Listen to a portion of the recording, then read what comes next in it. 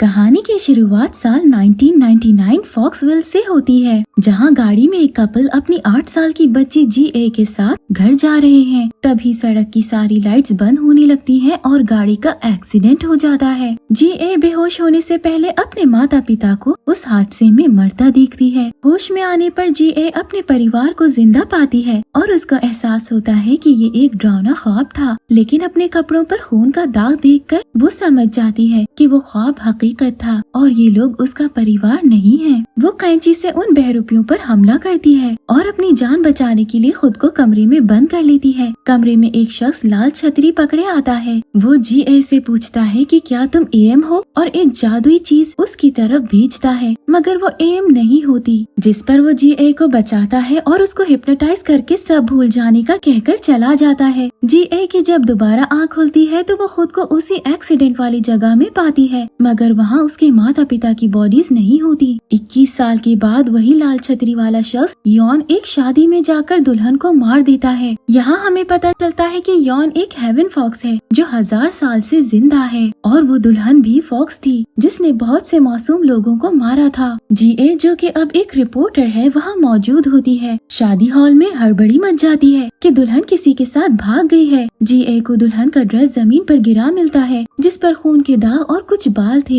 Animal clinic से उसको पता चलता है कि वो फॉक्स के बाल हैं। सीन्स यॉन की तरफ शिफ्ट होते हैं जो पुनर्जन्म नियंत्रण की बिल्डिंग आता है। यॉन की दादी वहाँ की इंचार्ज है। उन दोनों के बीच एक कॉन्ट्रैक्ट हुआ था जिसके हिसाब से यॉन जो पहाड़ों का देवता रह चुका है वो अब अपनी ड्यूटी छोड़कर उन फॉक्स को गिरफ्तार करता है जो मासूम लोगों का खून बहाएंगी। इसके बदले में उसके सच्चे प्यार एएम को दोबारा जिंदा किया जाएगा। सीन्स जीए पे शिफ्ट होते हैं जिसे बस स्टैंड पर एक सौ यॉन नामी लड़की और एक होमलेस आदमी मिलते हैं। बस में यॉन को देखकर जीए चढ़ने लगती है, मगर होमलेस बंदा उसको चढ़ने नहीं देता और बस चली जाती है। जीए उस होमलेस को उसके घर छोड़ती है तो वो ये कहता जाता है कि उसने जीए का एहसान का बदला उतार दिया। दूसरी तरफ बस में से अजीब सी आवाजें आने लगती हैं और फिर उस बस का आगे जाके एक्सीडेंट हो जाता है। जीए को बस में सब मरे हुए मिलते हैं, पर सो यंग जिंदा थी और यॉन वहाँ से गायब था। जीए को तब एहसास होता है कि अगर वो उस बस में चढ़ जाती तो वो भी मारी जाती। जीए सो यंग से हॉस्पिटल मिलने आती है और उससे एक्सीडेंट के बारे में पूछकर यॉन की तस्वीर दिखाती है, जिस पर सो यंग कहती है कि वो मुझे मारने यहाँ जरूर आएगा। रात में सो यंग के कमरे में कोई आता है। उसकी चीख सुनकर जब जीए उसके पास जाती है तो उसे ऐसे डरे हुए देख अपने साथ घर ही ले जाती है, पर यॉन के लिए लेटर छोड़ जाती है कि वो उसे घर ले जा रही है। घर पहुँच के सो यंग तो जीए के सामने मासूम बनने की एक्टिंग करने लगती है, पर असल में उसने ही बस में सब लोगों को मारा था जिस वजह से यॉन ने उस पे हमला किया था। यहाँ एक ट्विस्ट आता है और जीए रिवील करती है कि वो जानती है सो यंग कोई विक्टिम नहीं, जिस पर सो यंग अपनी असल शक्ल में आके रैंग नामी लड़का बन जाता है। वो भी एक फॉक्स है, पर इससे पहले वो जीए को नुकसान पहुँचा सकता यॉन वहाँ पहुँच के उसे बचा लेता है। यहाँ हमें पता चलता है कि वो दोनों भाई हैं। दोनों के बीच एक कमाल फाइट शुरू हो जाती है जिसे रैंग ये कह के रोक देता है कि उसके पास एएम को ढूंढने के लिए 1 महीना है, वरना रैंग उसे मार देगा। यॉन जीए पे मैजिक करता उसे सब भूलने का भूल के चला जाता है। पर नेक्स्ट सीन्स में हम जीए को यॉन के घर सीसीटीवी क्लिप के साथ देखते हैं। जब यॉन उससे सब लेने के लिए आगे बढ़ता है तो जीए बालकनी से छलांग लगा देती है, पर यॉन उसके पीछे जाके उसे बचाते प्रूव कर देता है कि वो इंसान नहीं है। यहाँ हम देखते हैं कि जीए अपनी बचपन की मेमोरीज भी नहीं भूली है, जिस पर वो यॉन को बेहोश करती बस ये कहती है कि उसे यॉन का ही इंतजार था। सीन्स यॉन के पास में शिफ्ट होते हैं। जब वो पहाड़ों का देवता था तब उसे एम मिलती है और दोनों में प्यार हो गया। फिर एम के मरने पर यॉन ने उसे अपनी फॉक्स बीट दी थी कि जब वो पुनर्जन्म लेके वापस दुनिया में आए तो यॉन उसे ढूंढ सके। तभी से यॉन एम को ढूंढ रहा है, पर उसकी तलाश खत्म नहीं हुई। यहाँ प्रेजेंट में यॉन के होश में आने पर जब जीए को यॉन का सच पता चलता है तो वो फुटेज तबाह करती उस पे एहसान करती है और फॉक्स अपना एहसान हर हाल में पूरा करता है, जिस पर जीए यॉन से अपने पेरेंट्स ढूंढने के लिए मदद मांगती है। यॉन अपनी दादी से जीए के परिवार के बारे में पूछता है तो वो कहती है कि उनका नाम मुर्दा लोगों की लिस्ट में नहीं है, यानी जीए के पेरेंट्स जिंदा हैं। यॉन अपने हाफ ब्रदर रैंग से मिलने जाता है, जहाँ हम पे रिवील होता है कि रैंग अपने भाई से नफरत इसलिए करता है कि उसने एएम की खातिर न सिर्फ अपनी पावर और पोजीशन छोड़ी बल्कि रैंग को भी छोड़ दिया। और तब से रैंग न सिर्फ यॉन का बल्कि एम की जान का भी दुश्मन है। जीए एक केस की इन्वेस्टिगेशन के लिए एक विलेज जा रही होती है तो यॉन उसके साथ जाता है। उसे जीए के पास फॉक्स बीट तो नहीं मिलता पर फिर भी उसका दिल जीए की तरफ ही मायल हो रहा था। अब वो एम है या नहीं ये देखने के लिए वो उसके साथ ही रहना चाहता है। जहाँ जीए को एक केव के बाहर उसके पेरेंट्स की तस्वीर मिलती है जब जीए की मॉम उसके साथ प्रेग्नेंट थी। यॉन को इस विलेज में कुछ सही नहीं लगता इसीलिए वो जीए को यहाँ से चलने का कहता है पर जीए यहीं रह के इस केस और अपने पेरेंट्स के यहाँ होने पर इन्वेस्टिगेशन करना चाहती है। सीन्स रैंग पे शिफ्ट होते हैं। उसे हम उस विलेज की शमन के साथ देखते हैं। असल में रैंग ने इन मर्डर्स को खुद करते हुए जीए को इस विलेज में जान के बुलाया था क्योंकि पहले इस विलेज के एक खतरनाक ड्रैगन इमोजी की यॉन से लड़ाई हुई थी। उसी लड़ाई में यॉन को बचाते हुए एम की मौत हुई थी। इमोजी तो मारा गया पर जाते जाते उसने अपनी कुछ शक्तियाँ उस शमन परिवार को दे दी और उसके एम के अंदर से गुजरने की वजह से कुछ शक्तियाँ एम में चली गयी। इसीलिए रैंग उसे वापस जिंदा करके यॉन की जिंदगी मुश्किल करना चाहता है। जीए एक आदमी का पीछा करते जंगल में जाती है तो यॉन उसे ज्यादा नुकसान होने से पहले बचा तो लेता है पर जब वो उसके जख्मों पे दवाई लगाता है तो जीए के ड्रैगन स्किल्स नजर आने लगते हैं और वो यॉन का गला पकड़ के कहती है कि यॉन की तलाश तो खत्म हो गई पर उसे इनका ये रिलेशन खत्म कर देना चाहिए था। अब उसने सिर्फ अपने लिए मसले खड़े किए हैं यानी ये लड़की एम ही है तो फिर उसके पास फॉक्स बीट क्यों नहीं है। ये बात यॉन समझने की कोशिश ही कर रहा होता है कि जीए वापस अपने सेंसेस में आ जाती है और स्किल्स भी गायब हो जाते हैं जिसके बाद रैंग इन दोनों पे हमला कर देता है। यॉन जीए को वहाँ से भगा के रैंग से एक कमाल फाइट करने लगता है जबकि जीए को वो शमन किडनैप करके इमोजी के ग्रेव पे ले जाती है जहाँ वो रिवील करती है कि जीए के पेरेंट्स यहाँ इसलिए आए क्योंकि जीए अपनी मदर को उनकी कोख से ही यहाँ आने की ड्रीम्स दिखा रही थी। शमन जीए का बलिदान देके इमोजी को जिंदा करने ही लगती है कि यॉन वहाँ पहुँच के बहुत ही स्टाइल से शमन को मारते हुए अपनी हीरोइन की जान बचाते उसे बाहों में लिए वहाँ से निकल जाता है। ऐसा लगता तो है कि यॉन ने ये मसला खत्म कर दिया पर जीए का ब्लड उस ग्रेव पे गिरा था जिसकी वजह से हम देखते हैं कि रैंग का प्लान काम कर गया और वो एक बच्चा किसी के हवाले करता है। यहाँ यॉन और जीए वापस टाउन आ जाते हैं। यॉन को रैंग पे शक था इसीलिए वो उससे मिलने जाता है पर रैंग ने कहा उसे कुछ बताना था। उल्टा हमें उनके पास से पता चलता है कि यॉन जब इविल फॉक्स को पकड़ने की ड्यूटी करने लगा तो उसने रैंग को भी मारने की कोशिश की क्योंकि रैंग यॉन के जाने के बाद इविल हो गया और उसने एक पूरे विलेज को मार डाला था पर खुशकिस्मती से वो बच निकला और यॉन की जिंदगी जहन्नुम बनाने में कोई कसर नहीं छोड़ रहा है। यॉन जब अपनी दादी के पास जाता है तो वो उसे शमन को कत्ल करने की सजा सुनाने ही लगती है कि जीए यॉन को डिनर पे बुला लेती है। यॉन और जीए साथ अच्छा टाइम गुजारते हैं जिसके बाद यॉन जीए को एक बीन्स की पोटली उसकी सुरक्षा के लिए देता बताता है कि वो कुछ दिन के लिए उससे मिलने नहीं आएगा पर ये पोटली उसकी हिफाजत करेगी। यॉन को सजा के तौर पे 7 दिन के लिए आम इंसान की तरह अंडरवर्ल्ड में भेज दिया जाता है जबकि यहाँ रैंग इस बात का फायदा उठाते हुए जीए से मिलके न सिर्फ उसे ये बताता है कि यॉन कहाँ है बल्कि जाते जाते उसकी पोटली भी काट देता है जिस पर सारे बीन्स बाहर गिर जाते हैं। उसके बाद कुछ मरे हुए बच्चे जीए का पीछा करते उसकी आत्मा मांगने लगते हैं। यॉन को जीए के मुश्किल में होने का एहसास हो जाता है इसीलिए वो अपनी सजा खत्म करवाने के लिए अंडरवर्ल्ड का सबसे खतरनाक ब्रिज पार करने का कहता है। अब एक तरफ जीए मुश्किल में है और दूसरी तरफ यॉन अपनी जान को दांव पे लगाते हुए उस ब्रिज को पार करते एक बार फिर बिल्कुल टाइम पे पहुंचते हुए अपनी हीरोइन की जान बचा लेता है। यॉन को ऐसे जख्मी देख जीए रोने लगती है और तब वही लाइट निकलती है जो यॉन के एम को फॉक्स बीट देते निकली थी जिस पर यॉन खुश हो जाता है कि उसने एम को ढूंढ लिया। जीए उसका अच्छे से ख्याल रखने लगती है जिस पर यॉन दिनों में ठीक हो जाता है जिसके बाद वो जीए को अपने और एम के पास्ट के बारे में बताता है जिस पर हमें पता चलता है कि एम एक प्रिंसेस थी जो अपने फादर को मारना चाहती थी क्योंकि वो आदमी उसका पिता नहीं बल्कि उनके रूप में वही इमोजी था जिसने उनके किंगडम का बुरा हाल कर रखा था। वही सीन्स उस बेबी पे शिफ्ट होते हैं जिसे रैंग ने एक आदमी को दिया था। हम देखते हैं कि वो बच्चा दिनों में बड़ा हो रहा है और उसके फेस और हाथ पे ड्रैगन स्केल्स भी हैं। यॉन अपनी दादी के पास जाके फिर से जीए के पेरेंट्स के बारे में पूछता है जिस पर उसे पता चलता है कि उसकी दादी उन्हें नहीं देख पा रही यानी न वो अंडरवर्ल्ड में है और न ही जमीन पे। फिर वो कहाँ है ये तो आगे ही पता चलेगा। होगा। इसके बाद यॉन उसी होमलेस आदमी के पास जाता है जिसने जीए को बस पे चढ़ने से रोका था। यॉन उसे जीए के पेरेंट्स के बारे में पूछता है, जिस पर वो बताता है कि इनके गवर्नर को पता होगा। नेक्स्ट सीन में हम रैंक को उसी होमलेस से आईब्रोज ऑफ टाइगर के बारे में पूछते देखते हैं। अब ये क्या है ये भी आगे ही पता चलेगा। यॉन जीए को लेके एक विलेज जाता है जहाँ जीए बिल्कुल एम की तरह तैयार होके यॉन की फीलिंग्स को जगा देती है और दोनों एक रोमांटिक सी किस शेयर करते हैं। उसी विलेज में हम रैंक को भी देखते हैं जो उस होमलेस के बताए हुए आदमी के पास जाके आईब्रोज ऑफ टाइगर मांगता है, पर वो आदमी रैंक से उनके बदले उसकी कोई कीमती चीज देने को कहता है। सीन्स यॉन और जीए पे शिफ्ट होते हैं जो यॉन के पुराने दोस्त के पास जीए के पेरेंट्स के बारे में पता करने पहुंचते हैं। वो उन्हें बताता है कि वो आदमी जीए को मारने के लिए उससे मदद लेने आया था, पर इसने इनकार कर दिया। मजीद ये कि उसके सर पे एक स्पेशल टैटू था। रैंक के यॉन को अपने पास बुलाने पर यॉन वही टैटू रैंक के शूज पे बना देता है, जिस पर रैंक सीधा उसी आदमी के पास जाएगा जिसने जीए के पेरेंट्स को मारा। पर रैंक यॉन को अपनी सबसे कीमती चीज के तौर पे उस आदमी को देते हुए ग्लासेस ले लेता है, जिस पर जीए रैंक के पीछे जाने के बजाय यॉन को बचाने रुक जाती है। जबकि रैंक उसी आदमी है रियोंग के पास पहुंचता है जो इमोजी का ख्याल रख रहा है और जीए का बॉस भी है। अब उसने जीए के पेरेंट्स को किडनैप किया है कि नहीं ये तो आगे ही पता चलेगा। वहाँ जीए अपना फॉक्स बीड उस आदमी को देके यॉन को छुड़वा लेती है। जीए को घर छोड़ने के बाद यॉन अपनी दादी के पास जाता है जिनसे वो इमोजी के बारे में सवाल करता है, पर वो उसे कुछ सही से बताने के बजाय बस यही कहती है कि फॉक्स और इंसान एक नहीं हो सकते। उन्होंने यॉन को समझाया था ऐसा ना करे, जीए में इमोजी की शक्तियाँ हैं, आखिर में इन दोनों में से कोई एक ही बच पाएगा, इनकी कभी हैप्पी एंडिंग नहीं होगी। वहाँ जीए को ड्रीम में इमोजी आता है और वो खुद को इमोजी के रूम में महसूस करती है। अब जबकि यॉन जान चुका था कि इमोजी वापस से जिंदा हो गया है तो वो साई की तरह जीए के साथ रहता है ताकि उसे किसी भी नुकसान से बचा सके। वहाँ इमोजी अपना आखिरी शिकार करने के बाद अब जवान हो चुका होता है। जीए जब अपने बॉस के घर डिनर पे जाती है तो वहाँ वो उनके मना करने के बाद भी सेकंड फ्लोर पे इमोजी के रूम तक पहुँच जाती है, जहाँ दरवाजे की एक तरफ इमोजी तो दूसरी तरफ जीए थी। पर जीए का बॉस आके उसे वापस ले जाता है। जीए के घर पहुँचने पर उसे रैंक के भेजे हुए ग्लासेस मिलते हैं जिसके साथ लेटर था कि इसे शीशे के सामने पहन के तुम्हें सब राज पता चल जाएंगे। वही रैंक यॉन को कॉल करके बताता है कि उसने जीए को ग्लासेस भेजे हैं, पर यॉन को घर पहुंचने में देर हो जाती है और जीए को उन ग्लासेस की मदद से अपना पास नजर आता है, जिससे उस पर रिवील होता है कि एम ने अपने फादर को बचाने के लिए इमोजी को अपने बॉडी में आने की इजाजत दी जो यॉन की जान का दुश्मन था। और जब एम उसे यॉन तक ले गई तो इमोजी को खत्म करने के लिए यॉन ने अपने हाथों से एम को मार डाला। जीए को लगता है कि यॉन ने पास्ट में सिर्फ उसे इमोजी तक पहुंचने के लिए इस्तेमाल किया और यॉन भी उसके सामने अपनी सिचुएशन क्लियर नहीं करता क्योंकि वो पास्ट रिपीट नहीं करना चाहता था। इसीलिए जीए को दुखी किए वैसे ही रोते छोड़ के चला जाता है। वो रैंक के पास जाके उसे कहता है कि काश मैंने तुम्हें बचाया ना होता तो आज मुझे ये दिन ना देखना पड़ता। वही सीन्स पास्ट में शिफ्ट होते हैं जहाँ हम देखते हैं कि रैंक की मॉम उसे अजीब क्रीचर्स के जंगल में मरने छोड़ गई थी, जहाँ से उसे यॉन ने बचा के अपनी जान से भी ज्यादा उससे प्यार किया, पर आज उसकी ये नेकी उसके गले पड़ चुकी है। सीन्स जीए के बॉस के घर शिफ्ट होते हैं जो अपने स्पेशल प्लांट से फ्रूट उठा के उसकी एनर्जी से खुद को बचाता है। यहाँ हमें पता चलता है ये कोई आम प्लांट नहीं बल्कि इन फ्रूट्स में इंसानी आत्माएं कैद हैं, जिनकी वजह से जीए का बॉस और रैंक आज तक जिंदा है। वहाँ इमोजी आके रैंक से कहता है कि रैंक जीए को नहीं मार सकता क्योंकि जीए की वजह से इमोजी वापस जिंदा हुआ है और अब इमोजी उसे अपनी दुल्हन बनाना चाहता है। दूसरी तरफ जीए अपनी मदर की बेस्ट फ्रेंड से मिलती है जो जीए को कहती है कि वो उसको बचपन में हिप्नोटाइज करती थी और जीए को उसकी हिप्नोटिज्म की वीडियो देती है। जीए वो वीडियो में देखती है कि 9 साल जीए हिप्नोटाइज होते हुए कहती है कि वो उस घर में पैदा हुई है जहाँ से सरपेंट निकला था और अब वो यॉन को ढूंढ रही है। ये सब देख जीए काफी डर जाती है। सीन्स एक लेडी पे शिफ्ट होते हैं जो रैंक और जीए को एक जूस देके उनकी जिंदगी के सबसे डरावने लम्हे में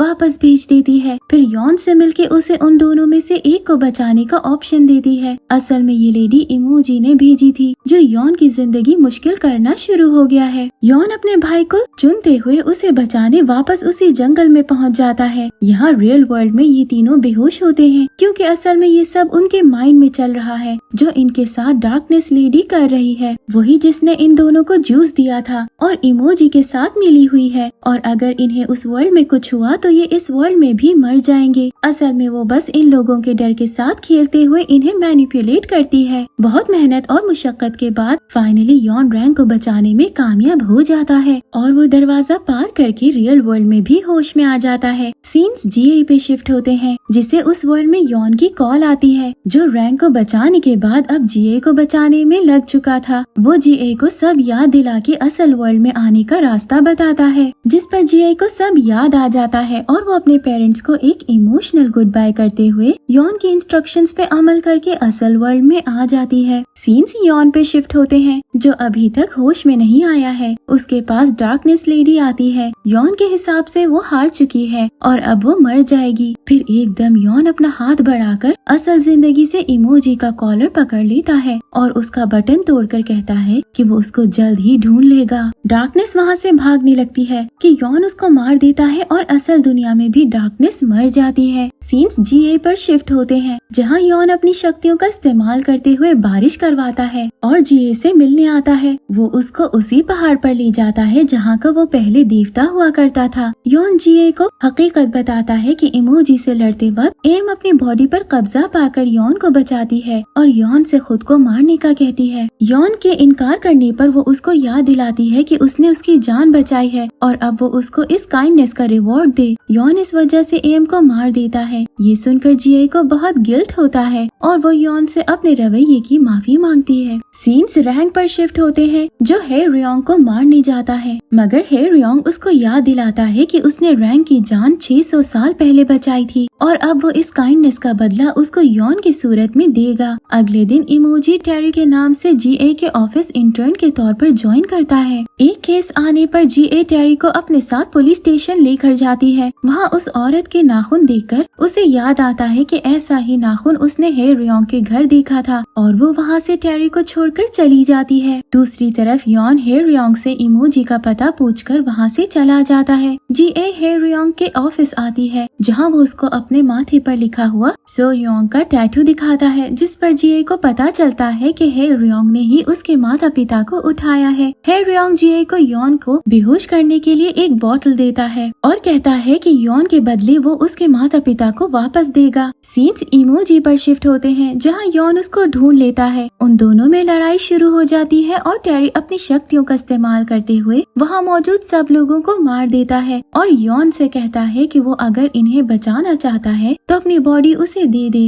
रैंग बाहर आकर यॉन को ब्लैडर चेरीज के बारे में बताता है जिनमें जीए के माता पिता भी हैं। अगले दिन यॉन रैंग से मिलने आता है जहाँ रैंग उसकी चाय में वही दवाई डाल देता है जिसको पीकर यॉन बेहोश हो जाता है। हाय रियोंग वहाँ आकर यॉन को मारने लगता है मगर रैंग उसको रोक देता है। हे रियोंग रैंग से कहता है कि अगर वो उसकी काइंडनेस का रिवॉर्ड नहीं देगा तो वो मर जाएगा, जिस पर रैंग कहता है कि हे रियोंग ने कभी उस पर एहसान किया ही नहीं। और दोस्तों यहाँ आता है कहानी में ट्विस्ट, जब रैंग यॉन में बदल जाता है और हम देखते हैं कि जब जब रैंग हे रियोंग कहकर गया था तब तब वो यॉन ही था। यॉन हे रियोंग को कहता है कि वो कॉन्ट्रैक्ट खत्म कर दे वरना वो उसको मार देगा, जिस पर हे रियोंग राजी हो जाता है। घर आकर जीए अपने माता पिता से मिलकर बहुत खुश होती है और वो लोग बहुत सा वक्त साथ गुजारते हैं। रात को जीए के ख्वाब में इमोजी आता है जो उसको कहता है कि वो दोनों आपस में जुड़े हुए हैं। सीन्स इमोजी पर शिफ्ट होते हैं जो रैंग की दोस्त यूरी को काबू करते हुए रैंग को चाकू से मारता है और रैंग कोमा में चला जाता है। यॉन को जब इस सब के बारे में पता चलता है तो वो हे रियोंग से इमोजी को मारने का तरीका पूछता है, जिस पर हे रियोंग उसको कहता है इमोजी को जिंदा 3 चीजों ने किया था। पहला लोगों का गोश्त, किसी का खून और पहाड़ी देवता का जादू, जिस पर यॉन को उसको मारने का तरीका समझ आ जाता है। इमोजी जीए को बताता है कि वो किंग की आखिरी औलाद था मगर उसके पिता ने उसको मरने के लिए एक केव में फेंक दिया था जहाँ कर से वो इमोजी बन गया। यॉन वहाँ आकर इमोजी को पकड़कर हे रियोंग के गोश्त, जीए के खून से और अपनी शक्तियों से मारने लगता है मगर इमोजी उसको कहता है जिस इमोजी को तुम मारना चाहते हो वो मैं नहीं हूँ और उतनी देर में जीए के अंदर का इमोजी उसकी बॉडी पर काबू पा जाता है। इमोजी यॉन से कहता है कि अगर अगर उस दिन वो जीए को ना बचाता तो आज वो अपनी दूसरी बॉडी के साथ मिला हुआ होता, मगर जल्द ही वो दोनों यॉन की बॉडी पर काबू पाकर मिल जाएंगे। इमोजी साइड पर लगे हुए पोल से यॉन पर हमला करता है, मगर यॉन जीए को पुकारता है और ये कहता है कि वो हमेशा उसका इंतजार करेगा। ये सुनकर जीए अपनी बॉडी पर वापस काबू पा लेती है। अगले दिन टेरी जीए को फोन करके बताता है कि इमोजी उसकी बॉडी पर किसी भी लम्हे पूरी तरह से काबिज हो जाएगा और वो खुद अपने हाथों से यॉन को मार देगी। जीए परेशान होते हुए यॉन को एक खत लिखकर छोड़कर चली जाती है। यॉन जब वो खत पढ़ता है तो वो उसको ढूंढते हुए उसके घर आ जाता है। जीए उसको बताती है कि इमोजी तभी उसकी बॉडी पर काबू पाता है जब उसकी बॉडी को जरा सा भी नुकसान होता है। यॉन ये सुनकर बहुत सुकून महसूस करता है और जीए को तसल्ली देता है कि वो जल्द ही कोई रास्ता तलाश कर लेगा। सीन्स टेरी पर शिफ्ट होते हैं जो रैंक के घर उसकी दोस्त यूरी से मिलने आता है और उसके सामने एक डील रखता है। अगर वो उसके साथ चली जाएगी तो वो रैंक को ठीक कर देगा। रैंक जब होश में आता है तो उसको यूरी कहीं नहीं मिलती, तो वो ये बात यॉन और जीए को बताता है। तो वो लोग सब मिलकर उसे ढूंढने का प्लान बनाते हैं। वह जीए सबको बताती है कि इमोजी का आधा हिस्सा उसमें है। यॉन उन्हें एक लड़की की तलवार के बारे में बताता है जो इमोजी को मारने की शक्ति रखती है और वो इस तलवार का इस्तेमाल करते हुए जीए के अंदर के इमोजी को मार देगा और इससे जीए को भी कोई नुकसान नहीं होगा। यॉन एक कमरे में जीए को लेकर जाता है जहां वो उस पर तलवार का इस्तेमाल करने ही लगता है कि इमोजी जीए की बॉडी पर काबू पाकर यॉन पर हमला करके उसको बेहोश कर देता है। जीए की गर्दन में दर्द होने लगता है और उसी जगह पर टेरी की गर्दन में भी दर्द शुरू हो जाता है। जीए वहाँ से अपना स्केल निकालकर यॉन के मुंह में रखकर उसको गुड बाय कहती है। यॉन अचानक से खड़ा होता है और कहता है कि ये स्वॉर्ड नकली है और उसने ये सब सिर्फ ये जानने के लिए किया था ताकि वो अपने स्केल्स के जरिए जीए की बॉडी में मुंतकिल होता। दूसरी तरफ टेरी जिस शख्स को भी छूता है वो शख्स बेहोश होकर गिर जाता है। अगले दिन न्यूज चैनल्स पर हर जगह एक बीमारी फैलने की खबर आती है जिससे सबकी मौत वाक़ई हो रही है। जीए को याद आता है कि इमोजी ने उससे मिलते वक्त बताया था कि वो इस पूरी दुनिया में एक बीमारी फैलाकर वबाल खड़ा करेगा और उसके करीब हर दोस्त को मार देगा। टेरी फोन पर जीए को बताता है कि उसके माता पिता उसके कब्जे में हैं और अगर उसने यॉन को टेरी के हवाले ना किया तो उसके माता पिता को मार देगा। उतनी ही देर में यॉन वहाँ आकर जीए के माता पिता को बचा लेता है और टेरी से कहता है कि अगर वो जीए को मार देगा तो यॉन टेरी को मार देगा। इसलिए दोनों एक सौदा करते हैं जिससे टेरी को भी ताकत मिलेगी और जीए भी महफूज रहेगी। वो टेरी से कहता है कि वो उसकी दादी की बॉडी में चला जाए जो पुनर्जन्म में होने वाले तमाम वाकयात का नियंत्रण करती है और ये कहकर वहाँ से चला जाता है। बहुत सोच विचार के बाद टेरी इस ऑफर को कबूल कर लेता है। सीन्स जीए पर शिफ्ट होते हैं। यहाँ वो रैंक से कहती है कि वो यॉन की जान अपनी वजह से खतरे में नहीं डालेगी, वो पहले ही खुद को मार लेगी और अगर ऐसा ना कर पाई तो वो बंदूक टेबल पर रखकर रैंक से कहती है कि वो उसको मार दे। दूसरी तरफ यॉन अपनी दादी के पास जीए को बचाने की मिन्नतें करने जाता है और दादी आखिरकार मानते हुए यॉन को जहन्नुम के बादशाह की तलवार देती है जिसका इस्तेमाल करके वो जीए की बॉडी से उस इमोजी को निकाल देगा और जैसे ही वो दोनों इमोजीज मिल जाएंगे तो दादी उनको पत्थर में बदल देगी। यॉन ये सुनकर बहुत खुश होता है। सीन्स टेरी पर शिफ्ट होते हैं जो जीए के अंदर के इमोजी को जगाकर पुनर्जन्म नियंत्रण की बिल्डिंग में आकर दादी को पत्थर में तब्दील कर देता है। यॉन भी वहाँ पहुँच जाता है और टेरी यॉन से कहता है कि बेशक दादी सब देवताओं की देवता है मगर उसके पास भी दिल है और वही उसकी सबसे बड़ी कमजोरी है। यॉन गुस्से में आकर टेरी से लड़ता है और जैसे ही उसको मारने वाला होता है तो जीए आकर टेरी को बचा लेती है और इमोजी जीए की बॉडी पर पूरी तरह काबू पाना शुरू हो जाता है। यॉन ये देखते हुए जीए के अंदर इमोजी को स्केल दिखाकर उसकी बॉडी में आने का कहता है और जीए को अकेले छोड़ने का कहता है। जीए अपनी बॉडी पर काबू पाते हुए यॉन को ये सब करने से रोकती है मगर तब तक इमोजी यॉन की बॉडी में चला गया होता है और उतनी देर में वहाँ रैंक आकर टेरी से लड़ता है। यॉन टेरी से कहता है कि अगर इमोजी का एक हिस्सा कमजोर पड़ेगा तो दूसरा हिस्सा भी कमजोर होगा और दोस्तों हम यहाँ देखते हैं कि ये सब शुरू से यॉन का ही प्लान था और वो अपने घर से प्राइम रोज जो कि फॉक्सेस के लिए पॉइजन है खा कर आता है। फिर टेरी के मुंह से खून निकलना शुरू हो जाता है और पॉइजन उसकी बॉडी में फैलना शुरू हो जाता है। वो दोनों आपस में झगड़ा करते हैं और इमोजी मर जाता है। इसके बाद सब कुछ नॉर्मल हो जाता है। दादी और बाकी तमाम लोग ठीक हो जाते हैं। रैंक को यॉन का फोन मिलता है जिसमें उसने रैंक के लिए वीडियो रिकॉर्ड की होती है, जिसमें वो उससे कहता है कि उसने कभी भी रैंक को नहीं छोड़ा था। वो उसका भाई हमेशा से रहा है और वो चाहता है कि रैंक उसके जाने के बाद कभी खुद को तन्हा महसूस ना करे। जे बार बार दादी के पास यॉन को वापस लाने का तरीका पूछने के लिए जाती है और एक दिन दादी उसको कहती है कि अगर फॉक्स मार्बल उनको मिल जाए तो उसकी शक्ति से यॉन को बाहर निकाल सकती है। जीए इस सिलसिले में रैंक से मिलती है और वो दोनों वापस उसी ज्योतिषी के पास जाते हैं जिसके पास फॉक्स मार्बल है। वो उनसे इसके बदले इनकी सबसे कीमती चीज मांगता है, जिस पर जीए अपनी जान देने का फैसला करती है, मगर रैंक उसको रोककर अपनी जान देने का फैसला करता है। फॉक्स मार्बल की शक्ति से यॉन वापस जिंदा हो जाता है। यॉन को रैंक की बनाई हुई वीडियो मिलती है जिसमें वो यॉन से अपने पुराने बर्ताव की माफी मांगता है और कहता है कि यॉन के लिए वो कुछ भी करेगा। यॉन ये देखकर बहुत इमोशनल हो जाता है। सब लोग वापस अपनी दुनिया में खुश हो जाते हैं और एक हेवन फॉक्स को आखिरकार उसका प्यार मिल जाता है और हर उसूल को तोड़ते हुए यॉन और जीए की शादी हो जाती है और यहाँ पर हैप्पी एंडिंग हो जाती है। Thank you for watching.